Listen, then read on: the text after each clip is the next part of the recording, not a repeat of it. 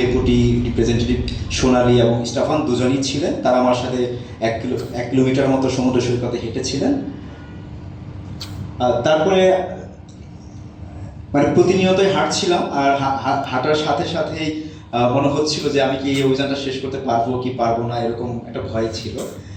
সেই ভয় নিয়েই মানে প্রতিটা মানে মানে পথে প্রত্যেকটা কি বলে সেটাকে, যে পদচিহ্ন আর কি এগিয়ে যাওয়া, সেটাকেই শুরু করেছিলাম।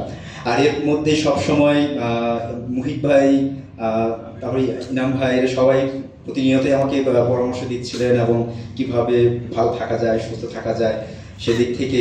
এখানে অনেকেই আছেন, দেবাশিদাও আছেন এখানে, যে শুরু থেকেই সব মানে উৎসাহ দিচ্ছিলেন। তো এই 11-12 দিনে আমি এসে ঢাকায় পৌঁছাই। ইনানি থেকে শুরু করে কক্সবাজার, কুমিল্লা হয়ে ঢাকায় এসে পৌঁছাই 12 দিনে। তো 12 দিন পরে সেখানে আমরা একটা প্রেস কনফারেন্স করি ঢাকাতে। যেহেতু শুরুতে প্রেস কনফারেন্স করতে পারিনি, তো তারপরে করি। আর সেই প্রেস কনফারেন্সের দিন ঢাকাতে এখানে সবার সাথেই দেখা হয়েছিল, যারা হয়তো এখানে অনেকেই আছেন। তো তারপরে ঢাকা থেকে টাঙ্গাইল হয়ে আমি চলে যাই যমুনা পাড়ে। তো যদিও কথা ছিল যে যমুনার ব্রিজের উপর দিয়ে আমাকে হেঁটে যাওয়ার পারমিশন দেওয়া হবে, কিন্তু শেষ মুহূর্ত পর্যন্ত আমাকে পারমিশন দেওয়া হয়নি। এবং যখন ব্রিজের উপরে দিয়ে গিয়ে দাঁড়ায় ব্রিজের পাশে, তখন আমাকে যখন জানতে পারি যে আমাকে আর অনুমতি দেওয়া হবে না, তো তখন মনে হলো যে তাহলে কি করব, আমি কি ব্রিজের উপর দিয়ে গাড়িতে যাব, না নৌকায় যাব, নাকি ফিরে যাব। কারণ আমার আবার যখন অভিযানটা শুরু করি তখন প্রতিজ্ঞা করে যাচ্ছিলাম যে একদম জিরো থেকে পৃথিবীর চূড়া অবধি পর্যন্ত আমি পায়ে হেঁটে যাব, কোথাও কোনো প্রকার যানবাহন ব্যবহার করব না, সেটা মোটরেবলই হোক বা নন মোটরেবল হোক। তো সেই ইচ্ছে থেকে পরে মনে হলো ঠিক আছে, বাধা তো অনেক ধরনেরই আসলো, অনেক প্রতিবন্ধকতা অতিক্রম করতে হচ্ছে। তো পরে মনে হলো যে তাহলে যমুনা নদী সাঁতরাবো। তো যদিও আমি নিয়মিত সাঁতারু ছিলাম না, এটা আমার জন্য একটা, এখন মনে হচ্ছে যে এটা আমার জন্য একটা ভুল সিদ্ধান্ত ছিল। তো যমুনা নদীতে আমরা 3 কিলোমিটার যমুনা নদী সাঁতার কাটি। আমার সাথে বেশ কয়েকজন যোগ দেয়, আমাদের বন্ধুরা কয়েকজন যোগ দেয়, ঢাকা থেকে গিয়ে তারপরে টাঙ্গাইল থেকে যুক্ত হয়। তখন যখন যমুনা নদী সাঁতার শেষ করি রাত 8টা বেজে যায় শেষ করতে করতে। তো শেষ করে যখন পাড়ে গিয়ে দাঁড়াই, পাড়ে গিয়ে একদম পড়ে যাই, মানে মানে কিছু সময়ের জন্য একটু ব্ল্যাক আউট হয়ে যায়, যে তখন কোনো কিছুই বুঝতে পারছিলাম না যে কি চলছে বা শেষ করেছি সেরকম কিছু একটা। তো আমার সাথে যে টিম ছিল, আমরা সাঁতার শেষ করে আমার পাশেই যে আমরা সাঁতার কেটেছি তার আমাদের যে জিপিএস ট্র্যাকার সেটাও সেখানে দেওয়া আছে, যে আমরা 2722 মিটার, প্রায় 3 কিলোমিটার সাঁতার কেটেছি। আর এর মাঝখানে প্রায় 4 কিলোমিটার মানে বালির যে চর, সেই চরের ভেতর দিয়ে হাঁটতে হয়েছে। তো সব মিলে 7 কিলোমিটার যমুনা নদীর এপার ওপার আমাদের যেতে হয়েছে।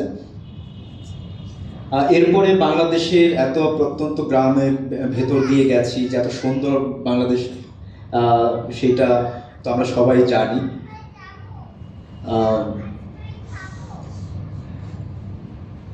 এরপরে যখন বাংলাদেশ যত উত্তরে যাচ্ছি, ততই যেন বাংলাদেশের সৌন্দর্য বাড়ছে, গ্রামীণ সৌন্দর্যগুলো বাড়ছিল, যে একদম মেঠো পথ ধরে যাচ্ছিলাম। এবং রাস্তার পাশে যে বাচ্চারা ছিল তারা খুবই মজা পাচ্ছিল, এবং তারা আমার সাথে দূর থেকে আমাকে সালাম দিচ্ছিল, একদম অদ্ভুত মানুষ যাচ্ছে, তো এরকম ভেবে। আর এখানে আমার একটি বন্ধু আছে, পেছনে বসা আছে টনি, মাশফিকুল হাসান টনি, যে আমার সাথে বাংলাদেশের পুরোটা অংশ হাঁটে। আমরা টনিকে দেখতে পাচ্ছি, টনি হেঁটে আসছে, এবং পাশে দুজন। তো এবার আমরা একটা মসজিদ পেয়েছিলাম, এটা ঘোড়াঘাট, এবং অনেকে বলে যে তখন এখানে একটা মিল আছে যে এটা নাকি 1 রাতের মধ্যেই এই মসজিদটা হয়েছে, আর এটা জিনেদের তৈরি সম্ভবত, এরকম সেখানে একটা মিল আছে। এরপরে আমরা আবার পুরো বাংলাদেশের উপর দিয়ে যাই, আমি এবং টনি হাঁটি।